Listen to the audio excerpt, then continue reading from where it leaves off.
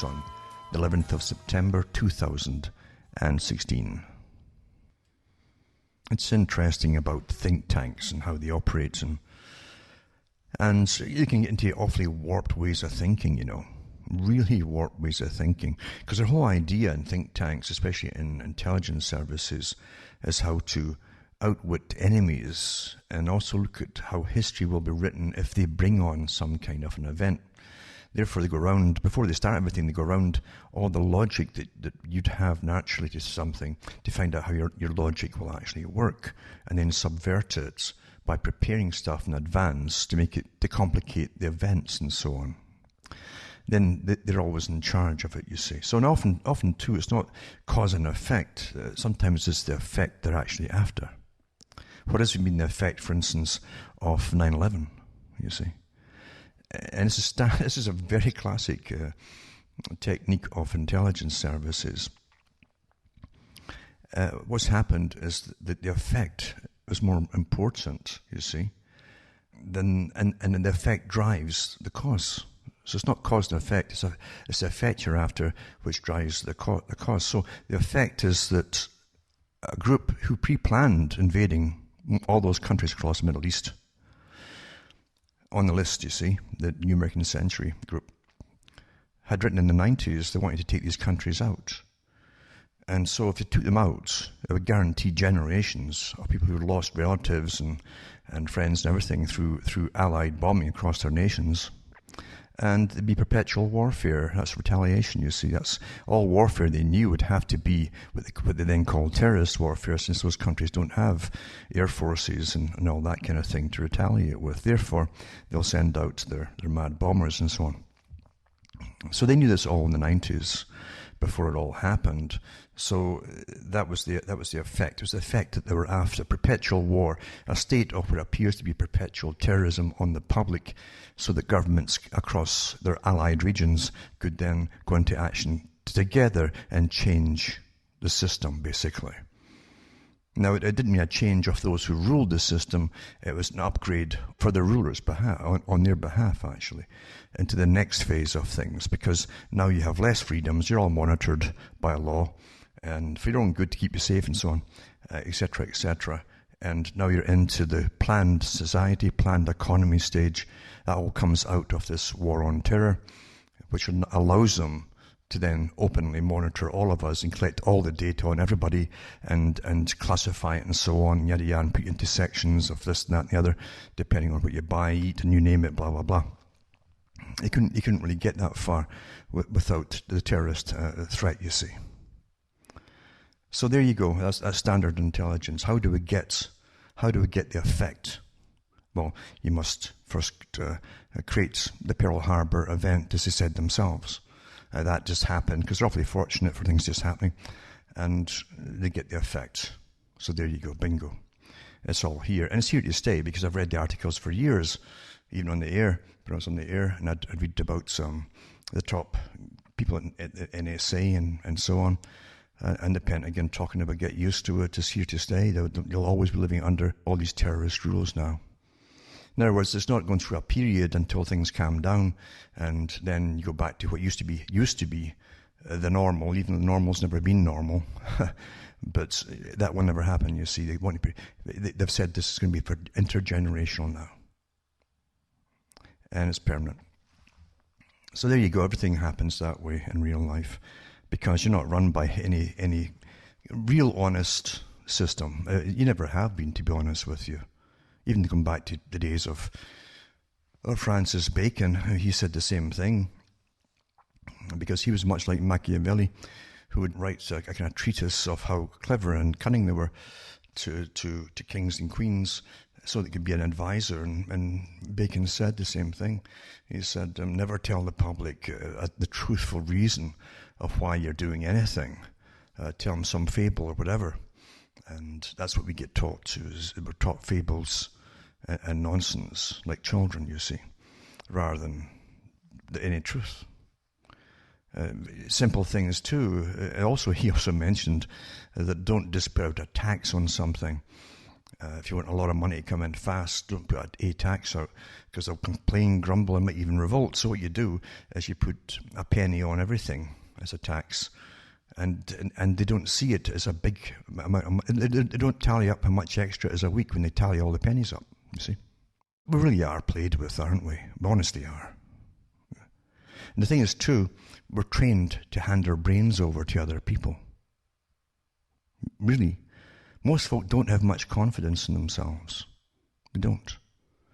They've been raised up, as Bertrand Russell said, that was intention, he was all for it, and trained to listen to experts, what appears to be experts. If you lived in a world of experts, you would never have a bank crash across the nation, or the world for that matter. It wouldn't happen.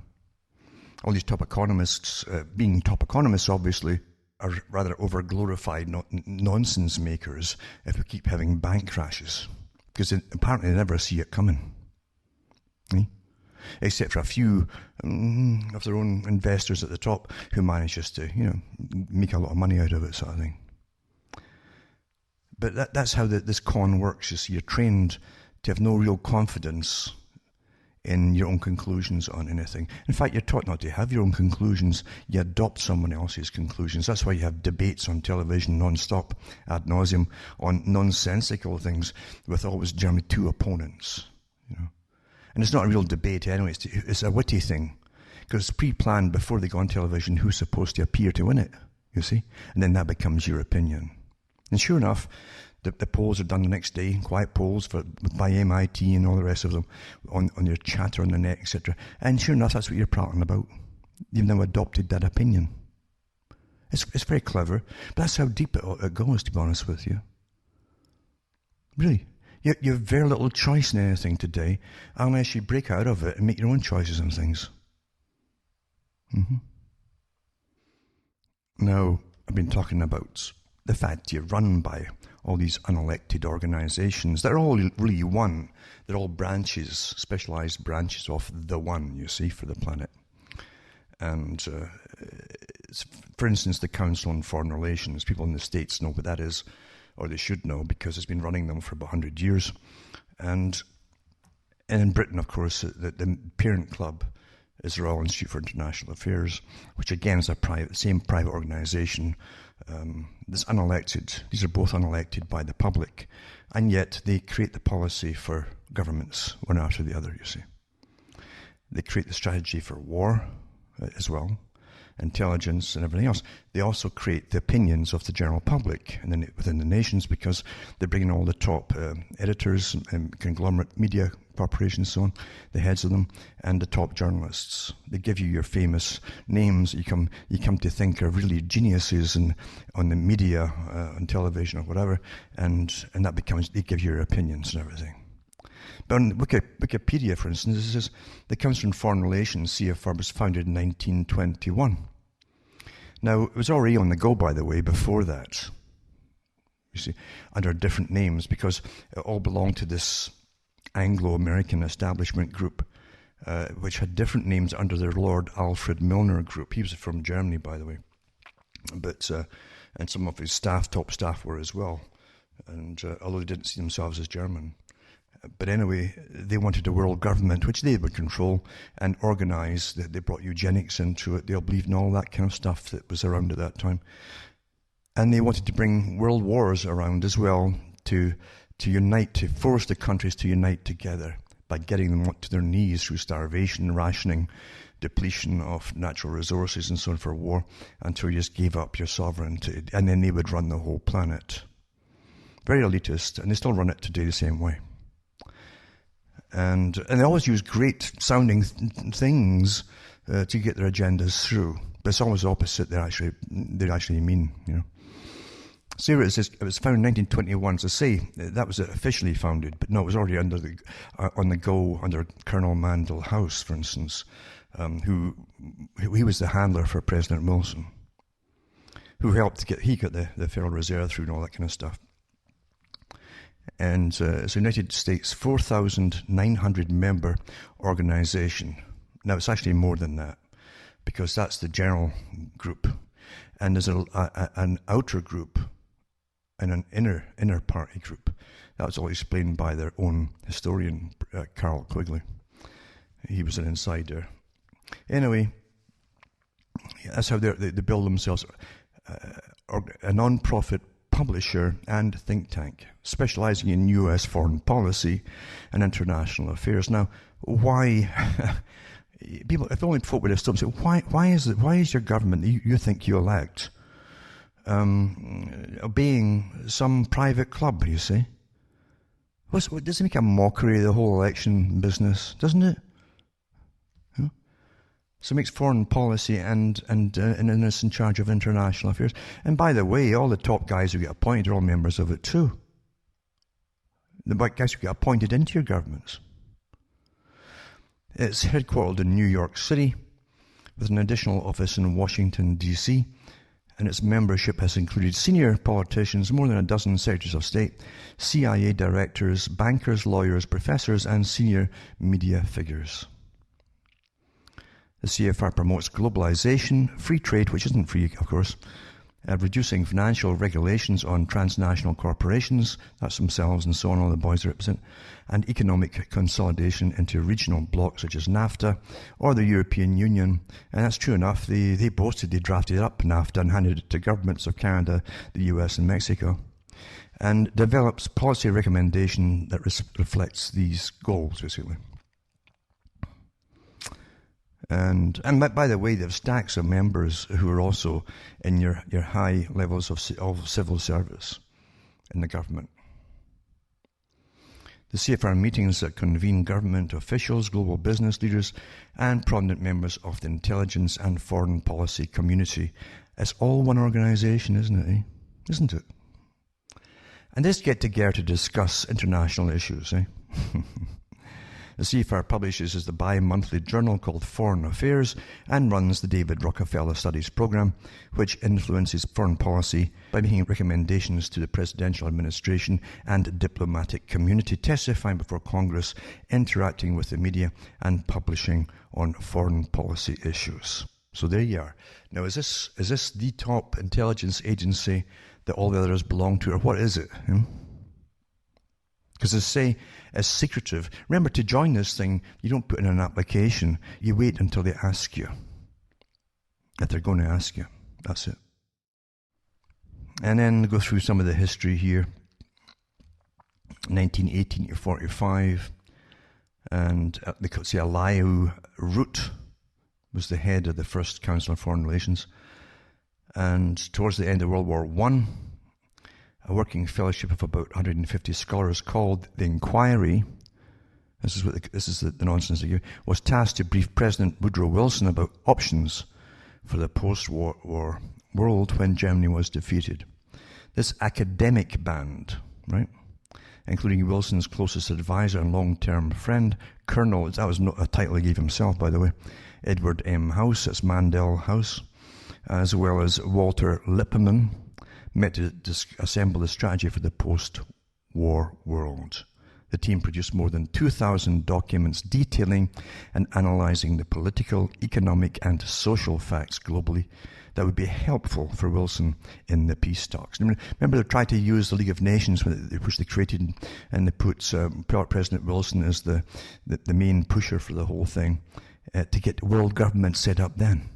That was the real purpose of it all. Anyway, the reports formed the basis for the 14 points which outlined Wilson's strategy for peace after war's end. And these scholars then travelled to the Paris Peace Conference in 1919 and participated in the discussions there. It says, believe you me, it was all planned before that, because the real boss, the top of the inner party over in London, as I say, was Lord Alfred Milner, and he had his boys creating the Boer War, and then even as it was ending, he was pushing for the propaganda through all the editors of the newspapers which they owned to push for war with Germany. But before the 20th century had even started. See, you're always living through the long-term plan, business plan these guys have, you see. Same bunch. Unelected, as I say. And so here you are. And it says, decided to create an Anglo-American organisation called the Institute for International Affairs, which would have offices in London and New York. It says, due to the isolationist views prevalent in American society at the time, meaning a bit of common sense left, the scholars had difficulty gaining traction with their plan and turned their focus instead to a set of discrete meetings that had been taking place since June 1918 in New York City under the name Council on Foreign Relations. So in other words, they tried to fool the American public, which they did pretty good at, pretty well. And it says the meetings were headed by the corporate lawyer, Elihu Root, who'd served as Secretary of State under President Theodore Roosevelt, and attended by 108 high-ranking officers of banking. So there you go. That's who runs the whole darn thing at the very top there. Manufacturing, trading, and finance companies, together with many lawyers, all the ones that helped to bring on the wars and profit from them and so on. The members were proponents of Wilson's internationalism, and that's awfully important to remember, but were particularly concerned about the effect that the war and the Treaty of Peace might have on post-war business. And it goes on and on with very, very superficial stuff, But it does tell you some of the characters were involved and how some of the heads of universities were involved too. You've got to get everybody on board if their intention is also to brainwash a whole generation of managerial class students. And so, they have them all through universities and so on. They give you all the movements, all the things to complain about, to protest, all that kind of stuff for themselves. They work, by the way, with the Ford Foundation. They run them, actually, and the Rockefeller Foundation. They run it through foundations, charitable foundations, as they call themselves. And they're all connected, these charitable foundations. They run thousands of non-governmental organizations. And this touches on some of them, but not an awful lot. It's very limited indeed. But that's what's the point in voting when these things are there already? You'll never hear any of the politicians even mentioning this organization, because all the ones who run at the top, as Carol Quigley said, had always been a member, a quiet one, open or secret, of all parties. Doesn't matter about the ones down below. They'll all take membership if it's offered to them, because they're all got their hands out, as you well know. That's what politicians are like. But the heads already have been selected, etc. And that's how it works. So anyway, it does touch on the one thing, such as how it's always involved with the military too. They always use your military.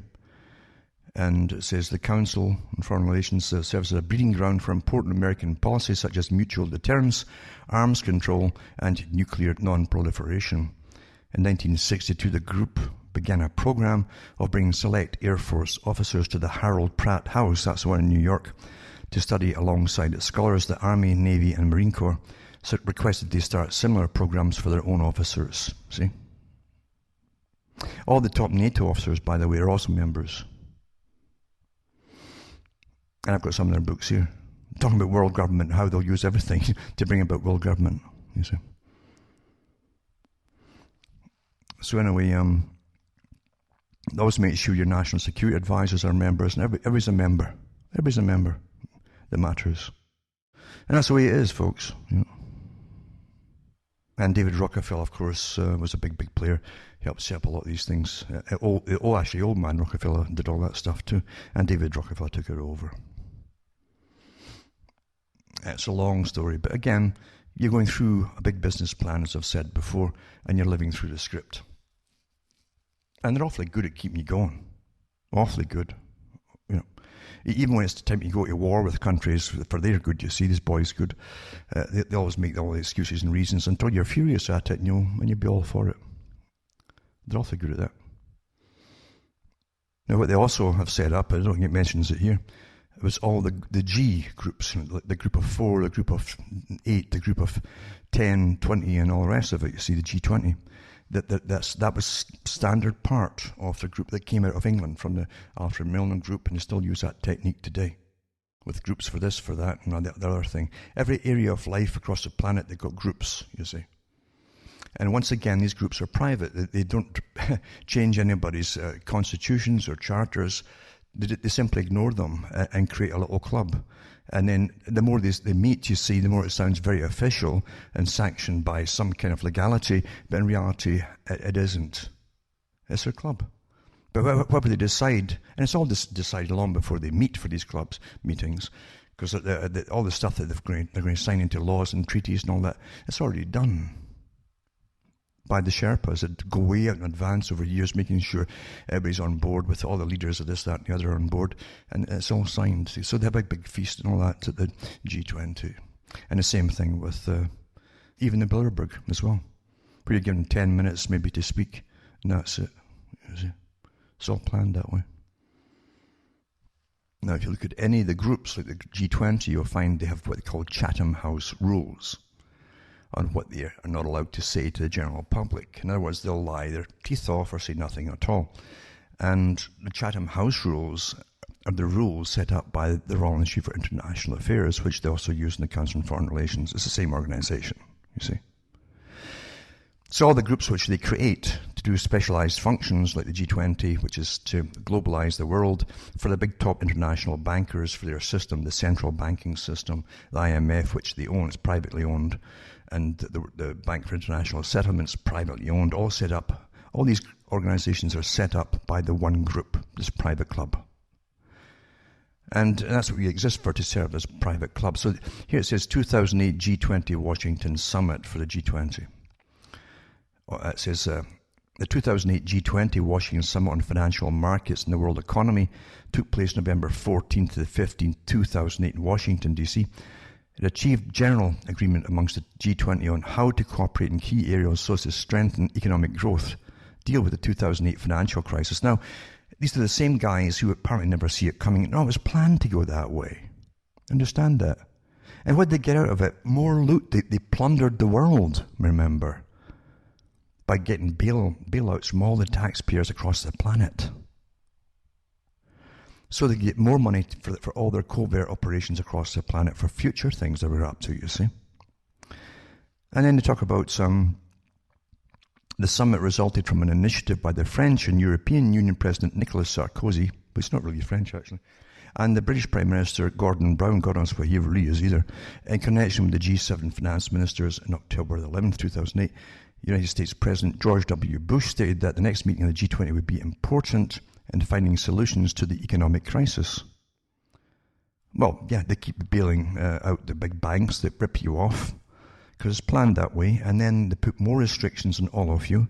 Then they give themselves a right, because they own all the big top corporations, the right to start gouging you and upping the prices on everything, big time, especially in the energy as well, you see, because they've said in their own writings that the too cheap energy, it's too cheap, encourages good health, and if they're going to depopulate the world, I'm not kidding you, this is what they say, then they have to start cutting down back on energy, which heats water. It's all of these things, you see, for washing, blah, blah, and hygiene, all these different things. And if you can start to control all these valuable things, then the folk will start to see disease break out and stuff like that. No kidding you. Everything's been worked out and thought out in big think tanks, all belonging to the same, secretive group, which is open. It's an open secret, as I say. And then they give you some of the preliminary history of it too, of Bretton Woods, these other things too, the same organization brought out before. By the way, they always had communists, or would appear to be communists on board with them. They're always multi-billionaire communists, but that's okay, because it's the same group of people you see at the very top. And they always bring out the usual characters. They'll deal with putting forth papers, which they then implement into policy across the world. This private club does this, you see, that you don't elect. And they tell you what they plan to do about all the money system and so on. And as I say, give more power to the big corporations, which are also members of the same secret organization. Quite some, isn't it? Really, when you think about it. Quite some indeed. And also, I'll put up a link for members on the CFR's board of directors. No, it doesn't have them all, by the way. There's a lot of folk who are awfully secretive. But they give you quite a few of them. Former US Secretary of Treasury, for instance, Rubin. He was also a high-level executive at Goldman Sachs. They all just have musical chairs in them and with the same top organizations. And JP Morgan Chase, all the heads, etc. And yeah, and it's a lot more, of course. You can just check the names themselves, and if you want to really check the names, you find out that they have a lot in common. And Richard Haass, for instance, is the president, and he's always he gives out little statements and little write-ups once in a while, and that goes to all his juniors underneath him in the CFR, who then go to town to show you how good they are, and they like his books and all that, and they hope to get up the ladder by doing so in the newspapers, you see. And so there's Haass and Abazade, and so on, Alan Blinder, all the reserve board characters and all the rest of it. They're all in there.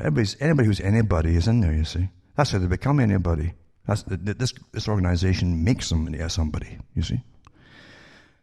That's how it's done. That's how all things are done in this system here. They've even got Lawrence D. Fink, the chairman, chief executive officer of BlackRock, things like that. And a lot of things you don't even know what they are, if they even existed, but you'll see them there. Awfully important. Awfully important. And Timothy Geithner, etc., etc. These are some of the members. But they also have the secretive members of the inner party, the higher up ones, you see.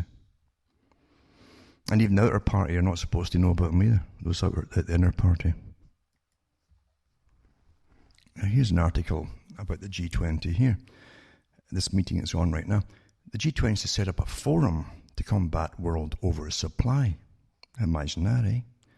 So now they're going to start deciding how much you're allowed to produce in any particular thing to suit the big corporations that are global, you see. And this is from the Bangkok Post. And it says here that the group of G20 leading economies will set up a global forum to combat world industrial oversupply. Which means, literally, if you want to start a business as well, you ain't going to get it started if they'll have you on the list there. Oh, we've already got enough doing that, they'll say, you see. Anyway, a senior European Union diplomat said Monday at a summit in China, the global steel industry is assailed by a huge oversupply, with Chinese demand plummeting as its economic growth has slowed. And the final communique will say that measures like subsidies are a root cause of market distortions. You see, all the big corporations too, they get massive, it's corporate welfare. All the biggest ones all get corporate welfare. You see.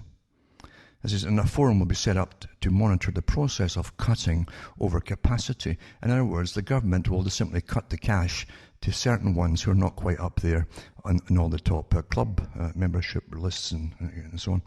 And I'll leave it all to the big boys at the very, very top, you see. They'll still be getting all the subsidies.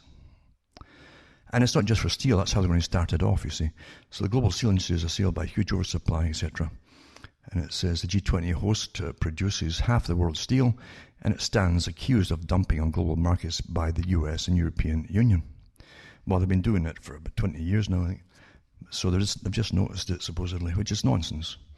Both sides have slapped anti-dumping duties on each other's products in various sectors. But Chinese firms are suffering crippling losses from low steel prices too, and Beijing has repeatedly pledged to cut overcapacity in the country. Now remember, don't be confused. When they're using nations' names here, like China, and they'll use Beijing, etc. Because remember that many of the big corporations in China used to be based in your countries. They're actually American or whatever it happens to be. Well, they'll use that title too. They're really international, or internationalist, but that's the way it is. That's how it's been for a long, long time. So it says ahead of the summit, U.S. Treasury Secretary Jack Lew said President Obama would press Beijing to limit steel overcapacity at the meeting, and it says excess capacity distorts markets and the environment, harms our workers. When are they ever worried about harming the workers? And runs counter to our efforts to achieve strong, sustainable and balanced growth. Lew said in Washington, it said. Jack Lew. and China would not be named in the final document to be issued after the gathering in the eastern city of Hangzhou, the diplomat said, and had committed to participate in the forum. So in other words, when they put it through in the document and try to omit the fact to put China complaining about it, etc., etc. But this will be across the board on many, many things that will happen in all countries now. As I say, if you want to start, it's the planned economy, the planned nation. The planned nation also has population control. And eventually, step by step, they bring it into, literally, do they need so many workers in your nation? They've already discussed that years ago, long before I was born. How many workers will need by the year so-and-so and so-and-so? Well, we don't need all of them. Well, how do we cut back on them? Blah, blah, blah, blah, blah. You see, it's all done. See, all of us collectively, we're collectively the business. All of us. I've said that many times. We are the business. We're farmed like, they build you up for wars when they want you to build up for wars and all that, or when they want to build you what your number's up to, just like China did for the factories, when you had factories. And then when you don't, they want to cull you down, blah, blah, blah. Don't have children. That's how it works. Just like a farmer. That's how it works. But that's the world used to be live in. And again, it's vastly different from the one that they train you exists.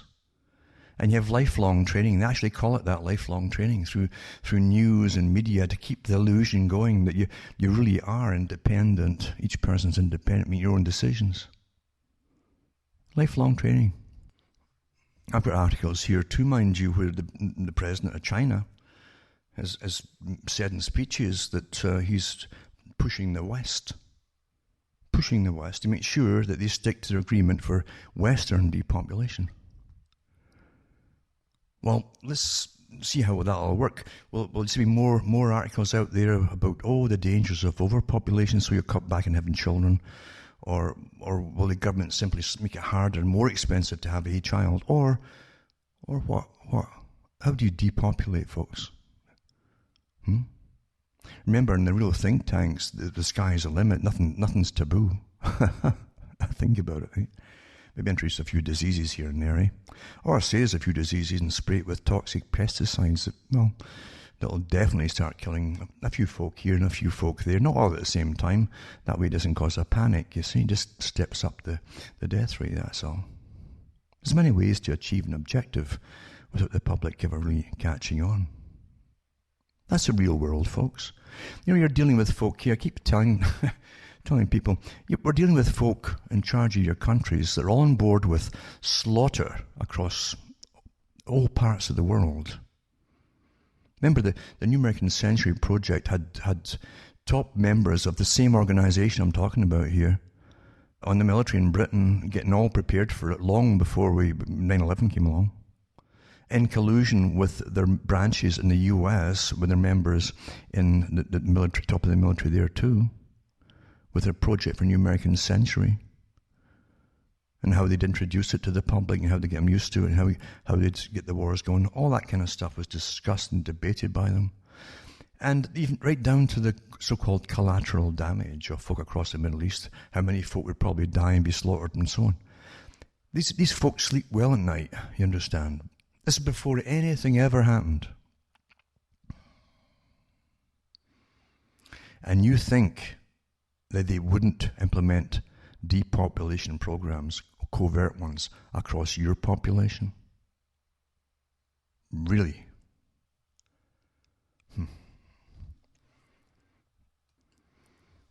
Now, I'm also going to put up links to stories that are put out by, again, members of the CFR. In fact, Haass has got one out too. That's his instructions to all the lesser members in the media to follow his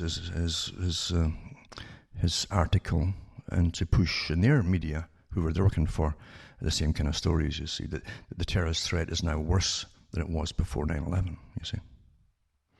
And that's the big push, because they want it to stay, this terrorism. They've got so many plans to how you can totally control all societies and lead them into the direction of the complete planned society, global society too, you see.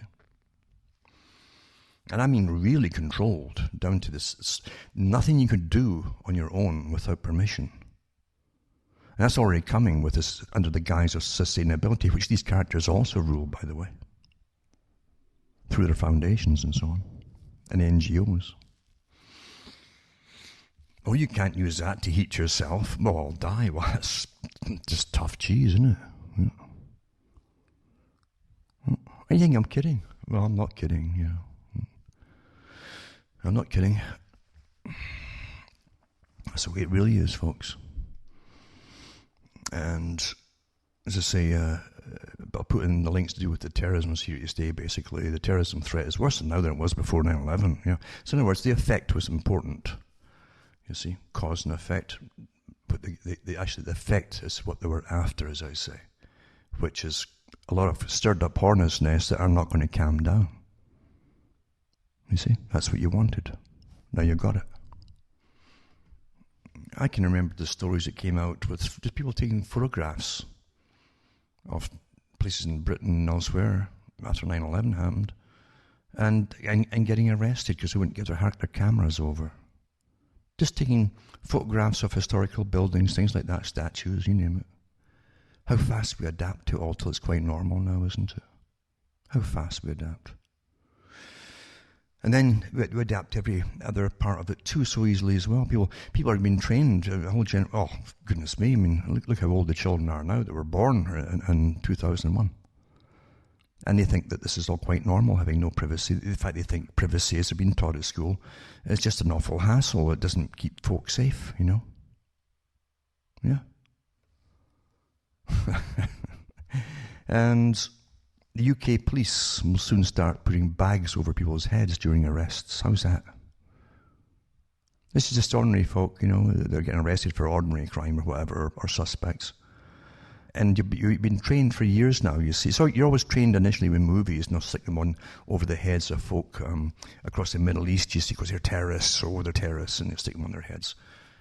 And then, of course, they put them in those hunking positions, they call it, until their legs give out, etc., in their hand. Well, this is all coming EU, step by step. That's what it's about, folks. Yeah. They treat you like an animal, you see, and we don't spook the animals just too much right away, or the whole herd will get spooked. So make these nets, make it a kind of netting hood to start with, you see. And well, you know, it's not quite that. You can kind of see through it a little bit, you know. To start with, they do that. That's how they treat you, folks. And you know something? It will work. Of course it'll work, you know. Yeah. And it says the Metropolitan Police officers will soon be able to use specially designed bags known as spit hoods, they're calling them. Oh, it's just something spitting. Oh. To cover suspects' heads during arrests and in police stations. The mesh bags are used to restrain suspects. How can you restrain them? And protect the police from those who might try to bite or spit at them.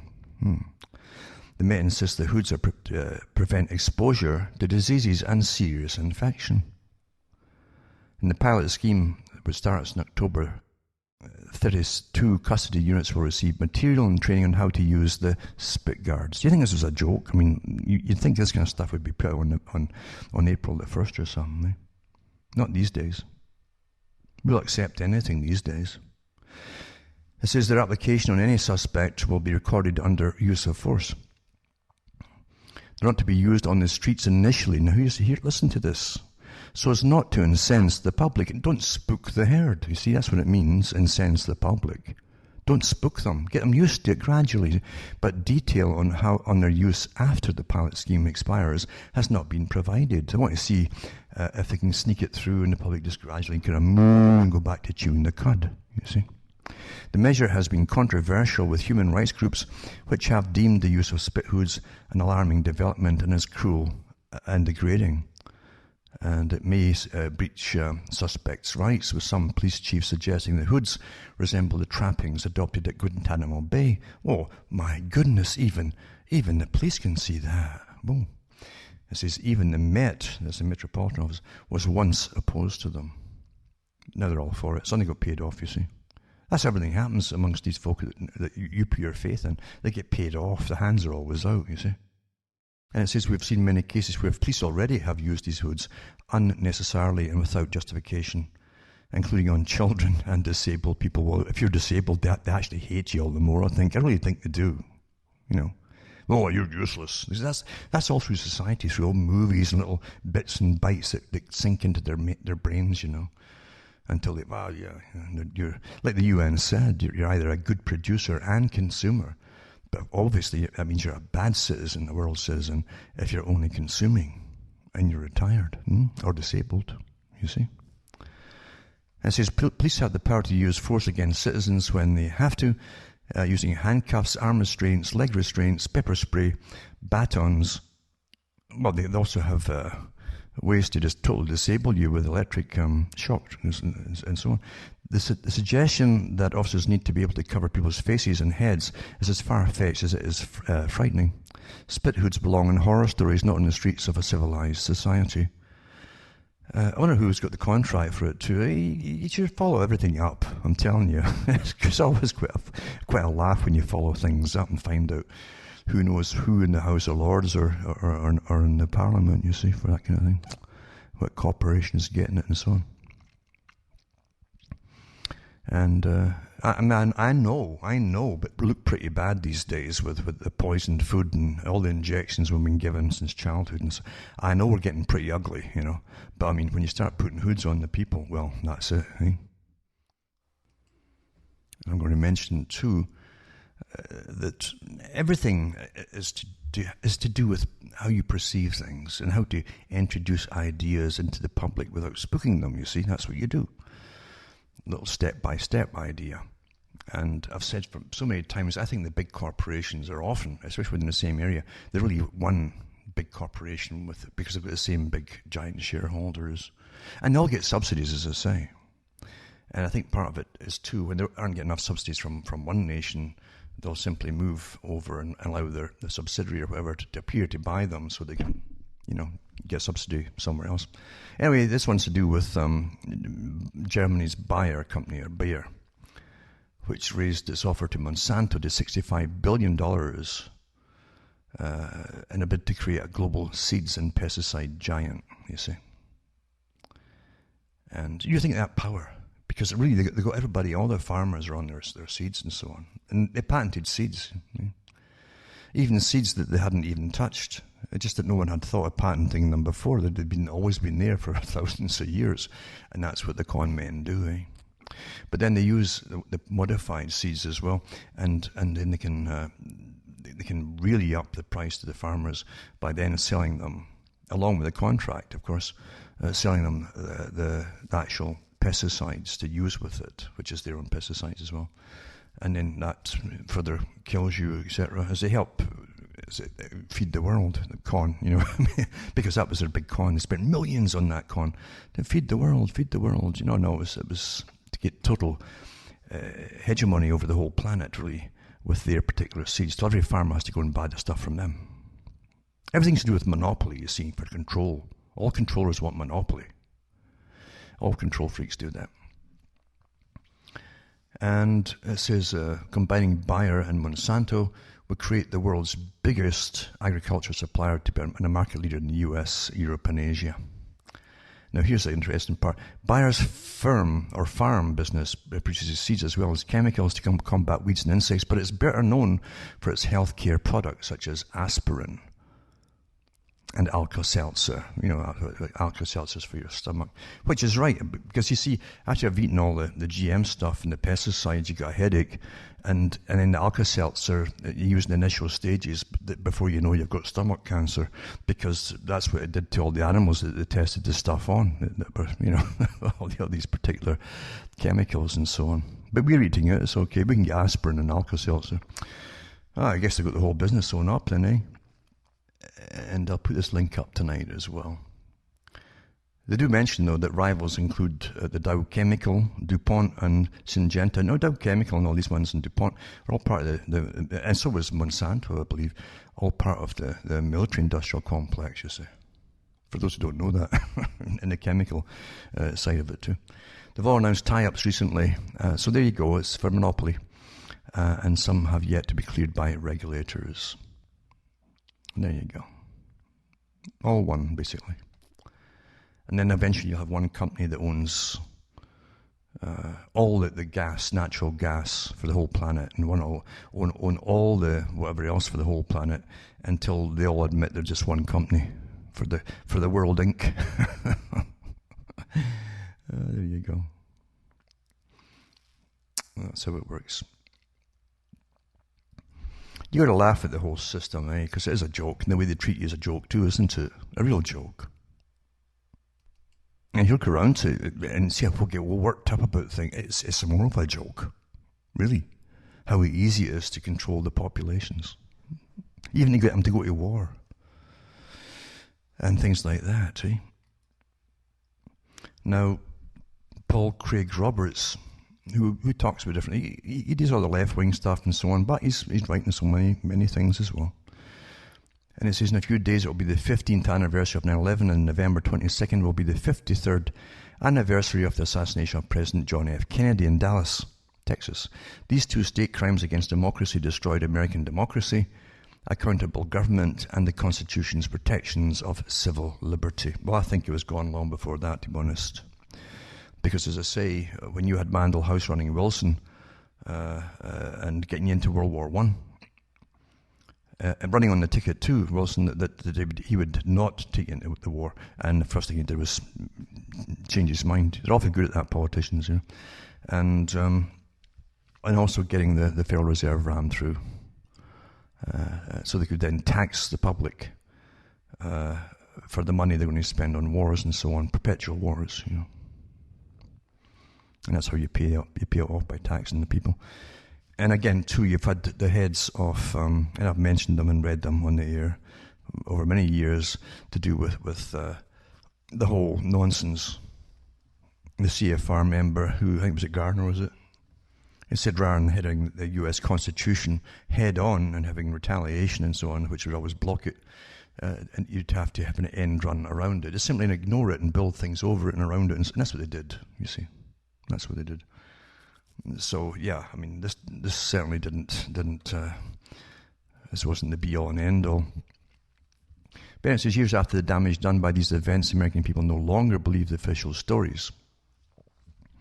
And this is neither does the government, but the government will not validate the distrust that Americans now share. They'll never validate the distrust. They'll never admit anything. The share of the oligarchs' government by acknowledging the truth. The official explanation of the assassination of President Kennedy never made any sense, and that is true. Across the planet, to people, it never made any sense. Videos of the assassination contradicted the official story, as did witnesses, and many credible people challenged the government story. The CIA was faced with the official explanation becoming unglued and launched its media program stigmatizing doubters as conspiracy theorists. And that is true. That whole idea of they coined that term, conspiracy theorists, to ridicule anybody in the future. So everything's psychology, isn't it? And it works awfully well. The CIA's psych warfare against the public succeeded at the time, and for a number of years during which witnesses had mysterious deaths, and the trail grew cold. And that's true, I mean, in the real world, folk, they bump you off. They kill you. That's the real world. Oh, we're living in democracy. Really? And what movie was that in, But it says, but by the late 1970s, there was so much public skepticism of the official story that the US Congress took the risk of being labeled conspiracy cooks.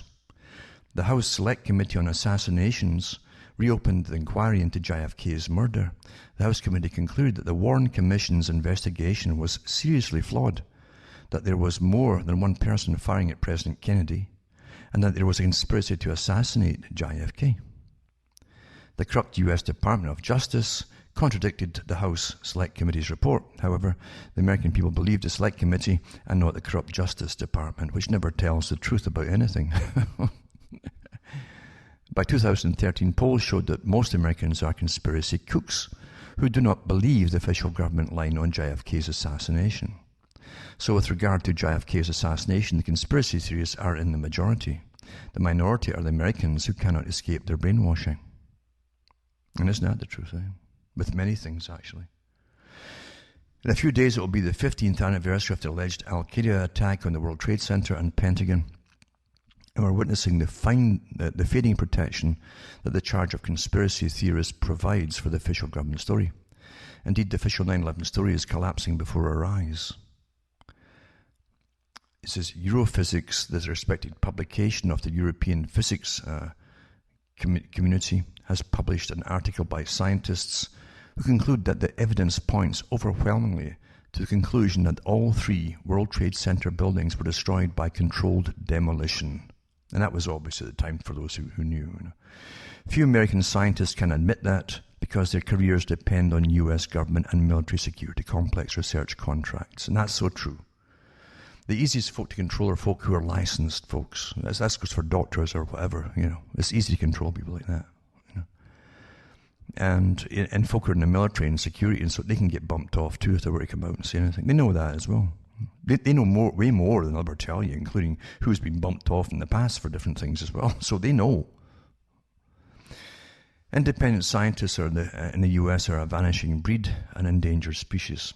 The scientists say that in view of their findings, it's morally imperative that 9/11 be the subject of a truly scientific and impartial investigation by responsible authorities. So now we're faced with a peculiar situation. The scientifically ignorant 2-bit punk American prostitutes claim to know more than the editors of the Journal of the European Physics Community and the scientists who did the investigations. Don't you think it far-fetched that ignorant, corrupt, and cowardly American journalists who lie for money, but they're all in the CFR, no more than physicists, chemists, and 2,700 high-rise architects and structural engineers who have called on the US Congress to launch a real investigation of 9/11.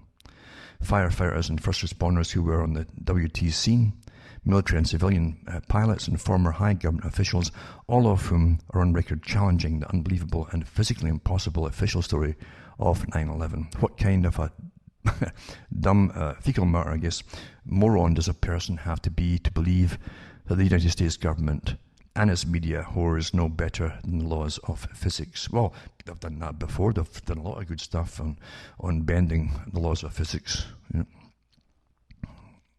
It's not the first time. It says the ability of the prostitutes to influence Americans seems to be on the decline.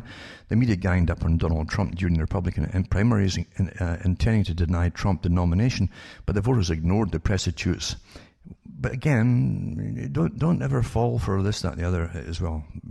Think for yourself, folks.